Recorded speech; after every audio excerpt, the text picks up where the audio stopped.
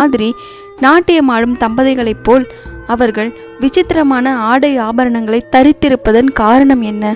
ஏதாவது ஒரு நடன கோஷ்டியில் இவர்கள் சேர்ந்தவர்களாயிருந்து ஒருவரோடொருவர் தகுதியில்லாத காதல் கொண்டு உலக அபவாதத்துக்கு அஞ்சி இவ்விடம் ஓடி வந்திருப்பார்களோ? இன்னொரு யோசனையும் என் மனதில் உதயமாயிற்று. ஒருவேளை சினிமா படம் பிடிக்கும் கோஷ்டியை சேர்ந்தவர்கள் யாராவது இந்த பழைய பாழடைந்த சிற்ப காட்சிகளுக்கு மத்தியில் படம் பிடிப்பதற்காக வந்திருப்பார்களா? அப்படியானால் கப்பலோ படகோ இத்தீவை ஒட்டி நிற்க வேண்டுமே. அப்படியொன்றும் நாம் பார்க்கவில்லையே. இவ்விதம் என் மனதிற்குள் பற்பல எண்ணங்கள் மின்னல் வேகத்தில் தோன்றி மறைந்தன. நான் மௌனம் சாதித்தது அந்த இளைஞனுக்கு கொஞ்சம் வியப்பளித்திருக்க வேண்டும்.